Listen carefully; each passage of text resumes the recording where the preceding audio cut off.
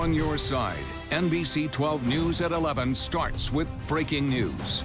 To keep new cases from entering our shores, we will be suspending all travel from Europe to the United States for the next 30 days.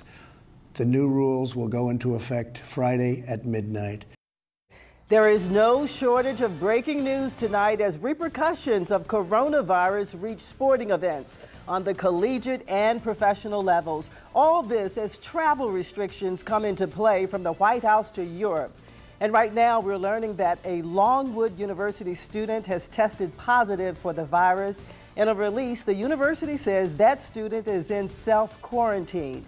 In addition, the release says even with a positive test result, there remains a low generalized risk to that community. Still, the university has canceled classes for the time being. There is a lot to take in tonight. Carla Reddit is in our First Alert Center with the very latest. Carla, this is huge. The NBA has postponed all games indefinitely. It certainly has, Diane, and that's just the tip of all the breaking news coming down tonight surrounding the coronavirus. The NBA announced it has suspended its season until further notice. This announcement came just hours after the NBA's Board of Governors had agreed to allow its players to play, but only without fans inside the arenas. However, they changed their tune after Utah Jazz center Rudy Gobert tested positive for COVID-19, the disease caused by the new coronavirus. Now, the test result was reported shortly before tip-off in tonight's game between the Utah Jazz and the Oklahoma City Thunder.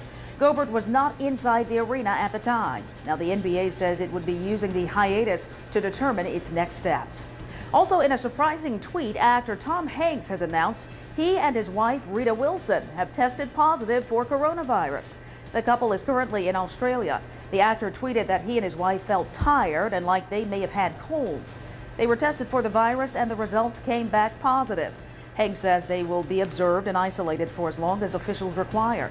He says he will continue to post updates. Now, of course, all of this comes shortly after President Trump addressed the nation tonight following the World Health Organization's declaration of a pandemic. In his speech tonight, the president introduced new travel restrictions. Jay Gray tonight has more.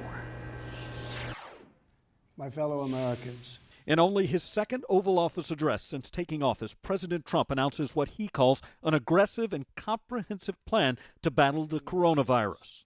We will be suspending all travel from Europe to the United States for the next 30 days.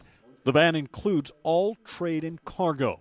I will never hesitate to take any necessary steps to protect the lives, health, and safety of the American people. As the market continues a free fall over fears about the virus, the president is calling for low-interest loans for small businesses, deferred tax payments for workers and businesses affected, and urging Congress for immediate payroll tax relief. The president outlining his administration's strategy moving forward as cities create containment zones, limit crowd sizes, and cancel events across the country. In Oklahoma City, an NBA game between the Utah Jazz and Oklahoma Thunder was called off just seconds before tip-off. A team doctor rushing onto the court, warning coaches and officials that a player preliminarily tested positive for the virus. The league quickly announcing it's now suspending the season. And the NCAA has decided only essential staff and limited family will be in the arena. No fans during the men's and women's championship basketball tournaments. As health experts warn, and things will get worse than they are right now. A frustrating and frightening long-term prognosis. Jay Gray, NBC News, Washington. Well, it's been a whirlwind of a day for sports fans all across the nation, including collegiate fans, as the NCAA says no fans are allowed at this year's March Madness Championship tournaments. And conferences are not taking any chances. The A-10, Big Ten, and ODAC, to name a few, are all following suit. We have live team coverage tonight spanning from here in Virginia to Brooklyn, New York, where sports director Mark Davis is on the heels of the University of Richmond ahead of tomorrow's A-10 basketball tournament. But first, Brent Solomon is live near Randolph-Macon, where fans who paid to see them play in the Sweet 16 this weekend sadly won't get that chance. Brent? You're right about that, Carla. The game will still take place here Friday at Randolph-Macon College, but the two teams battling it out won't have their fans watching. Randolph-Macon fans have been there, cheering their team to victory all season. Campus consensus is we're all really excited. Yeah, we're hyped too. And that's exactly what they were planning to do when the team is scheduled to take on their opponents from New York Friday in the Sweet 16. Oh, we're hyped. Like, I know the game sold out like last week. Well, now every fan who bought a ticket will have to get their money refunded. A new development Wednesday amid coronavirus concerns. The NCAA making that call to ban fans from attending championship games. I'm paranoid about health, so that's really not something I would feel comfortable going to. Even though she was really looking forward to this, she and her friend play in the pep band. I can't play because of it. The head of the NCAA said in a statement he understands this is disappointing, but the decision was made due to how the coronavirus is progressing. He adds adjustments will be made as needed. So I kind of understand why they aren't allowing fans in the actual game, just because there's a lot of yelling, stomping. It's going to be different because it's going to be like really quiet. Yet fans say the changes won't stop the show. There's that whole home court advantage and everything. Their ability to perform well isn't based solely on the audience. Now, I'm told tomorrow fans can begin requesting their refunds for that sold-out game. By the way, the game will be live streamed. I've placed a link for you on my Facebook page where you can watch that Friday afternoon. Live near Randolph-Macon, on your side tonight, Brent Solomon, NBC 12. All right, thanks so much, Brett. And now let's go to Sports Director Mark Davis, who's in Brooklyn tonight with the latest on the A-10's major switch-ups. Mark. Certainly a strange and bizarre day across sports, and that includes college basketball. Of course, late this afternoon, we learned that the NCAA tournament will be played without fans in arenas across the country next week. And tonight, many conferences following suit with their league tournaments. That includes the A-10, one of the last to pull the plug on fans in the arena, but doing so indeed. Tonight, the A-10 makes a statement that fans will be restricted in the Barclays Center beginning tomorrow after they did have the first two games with spectators in the seats this afternoon. Action picks back up tomorrow at noon, and just family and essential personnel will be allowed inside the building here in Brooklyn. They have also taken precautions to protect athletes. It'll be forearm bumps instead of handshakes. The access hallway to the locker room off limits to the media, and the locker rooms will be closed. All this as officials work to learn more about the virus and protect people in the meantime. Now again, the Atlantic 10, one of many conferences to pull the plug on spectators in the building. Many of the major conferences doing so as well, and that includes the ACC in Greensboro, North Carolina, where Virginia plays tomorrow. Coming up in sports, there will still be basketball played tomorrow in the Barclays Center, even though there won't be many people present. We'll talk about VCU's second-round matchup with UMass. In Brooklyn, New York, I'm Mark Davis, NBC 12 News. All right, thanks so much, Mark. And we should also mention the Virginia High School League basketball tournament tips off tomorrow at the Siegel Center. And as of right now, it will go on as planned. VCU will thoroughly clean the Siegel Center before the first person arrives and throughout the competition.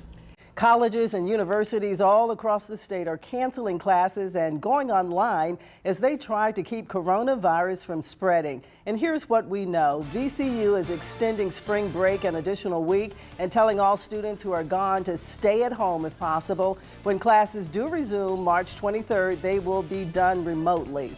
The University of Richmond, Virginia Tech, Radford, James Madison, and William & Mary are doing the same thing. VSU is canceling classes for tomorrow and Friday. They will resume Monday, and again, they will be online. UVA will begin online classes on March 19th. Longwood University is canceling classes until further notice after a student tested positive for the virus. Well, that being said, we have team coverage tonight from our sister stations in Charlottesville and Harrisonburg with more details on those changes. So let's begin with Riley Wyatt in Charlottesville. This shouldn't be a reason for panic or for folks to become unreasonably upset about this, but this is a serious issue happening all over the world. University buildings and the health system will remain open to provide resources to students that may be unable to travel home. I guess I'd be forced to stick around. I could travel back, but that would probably not be the safest option.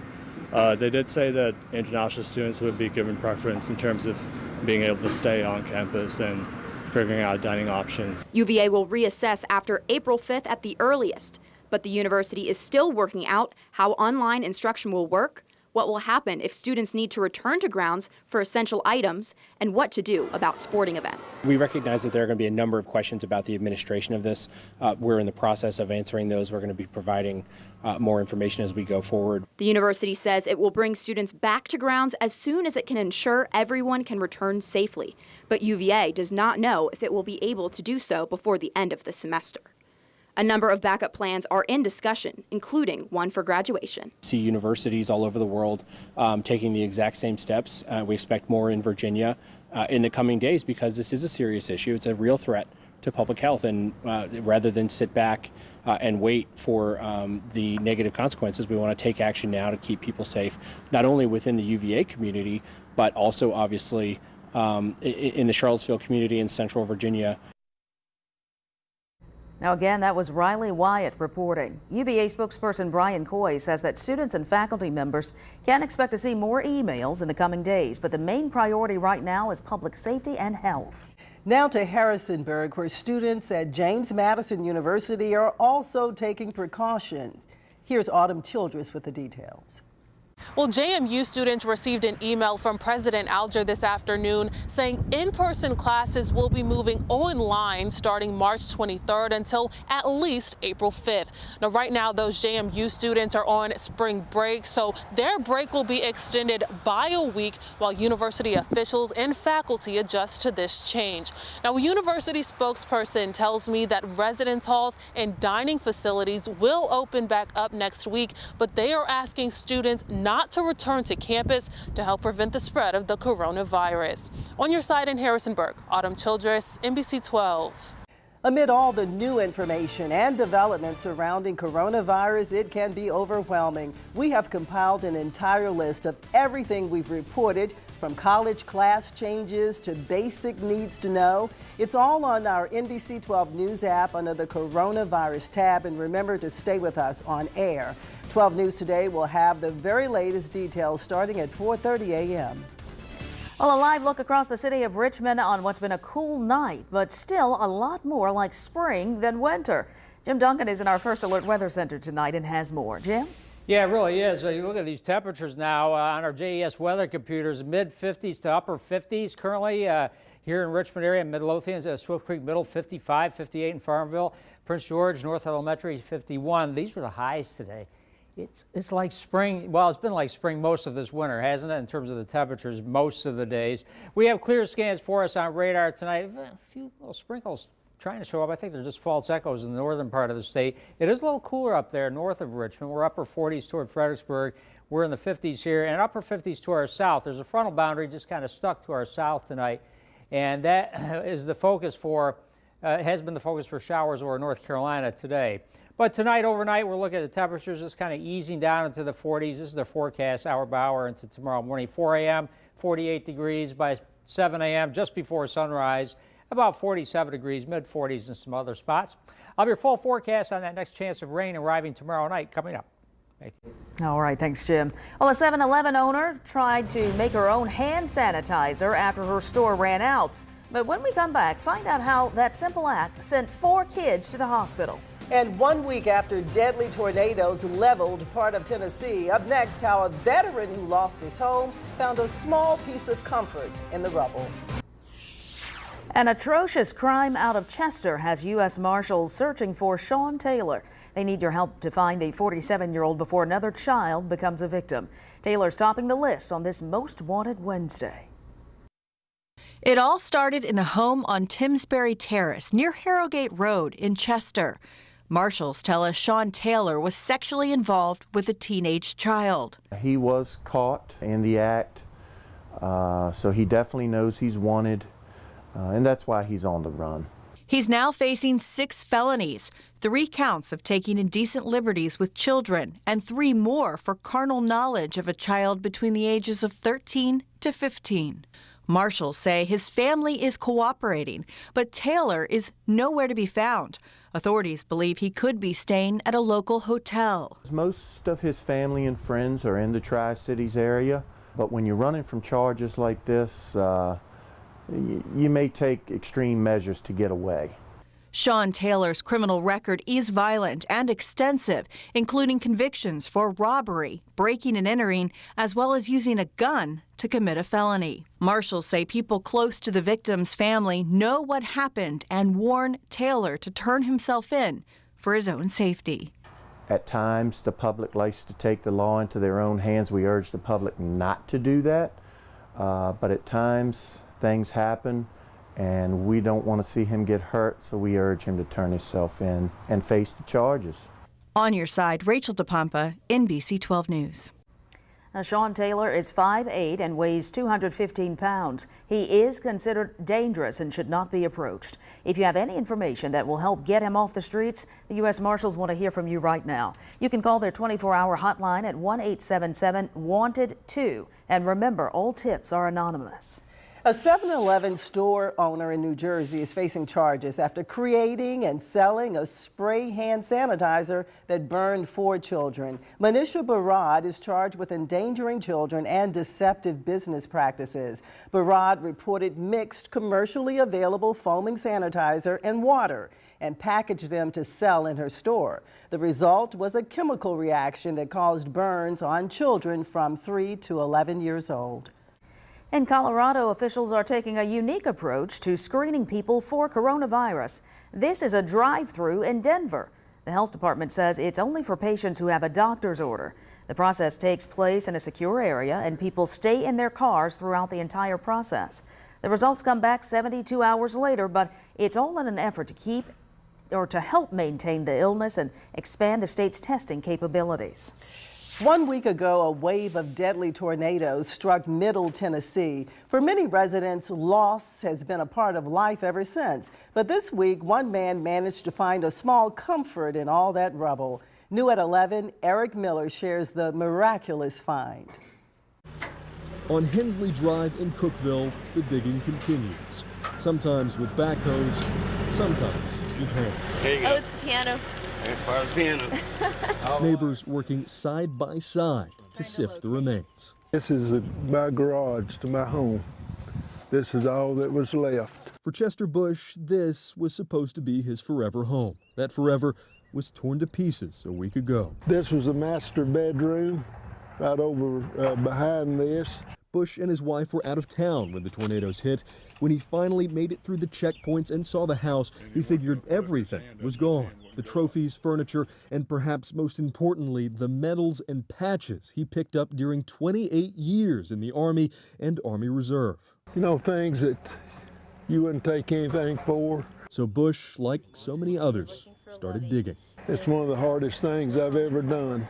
I mean, it's really, I've been out here looking for things since Wednesday morning. Day after day, pile after pile, it was a fruitless search. That is, until late Sunday, Bush's friend had an idea. He suggested we crawl under the subfloor of our neighbor's home because it was a direct line of mine. The neighbor's house had been wiped clean, the crawl space underneath the only thing left. And so we crawled in there and lo and behold, started finding Christmas cards that I had saved, found a sack full of some of my rank and some of my medals, ribbons. I mean, it just goes on and on. Bush knows that not everything that was lost on this street will ever be found. That forever home is forever gone. But he says this is one small piece he can hold on to get him through. It makes you feel better. It makes you feel better, whatever I find. That's definitely uplifting, truly a lucky find. Accurate, reliable, breaking weather specialists. This is NBC 12 First Alert Weather. Well, right now in Richmond, it is 53 degrees, where dew points are up there a little bit. I think with that, there's what we call a temperature dew point spread. The difference between this number and this is not that big. So as the temperature falls tonight into the 40s, we could have some patchy fog developing because humidity will go up. And I think that was how we could welcome our morning commute tomorrow morning. I had 10% chance we'll drizzle or mist tomorrow morning. Temperatures around 47 degrees. Early, we still give it a green light. I think weather-wise it should be okay tomorrow morning, but be aware there might be some areas with reduced visibility in spots, especially east of Richmond. Temperatures currently mostly in the lower 50s. We have wind direction that has been coming in from the east most of the afternoon and evening, and that helping to evict some of that moist air off the Atlantic Ocean and the Chesapeake Bay, and that's why our dew points and humidity are tending to go up a little bit tonight. Doppler radar clear scans for us. Down to the south, there's been a big area of rain and even some rumbles of thunder over North Carolina. They're south of a front, stationary front there, but what I'm tracking for us into tomorrow night is another system. Actually, it's way out west, and that will move to the east. As it moves east, it'll bring a pretty good sized cold front through the area, so low pressure pretty much developing out here, ends up moving north of us. But then a cold front comes through our area tomorrow night and Friday. So that is the front that's going to bring our next decent chance of rain.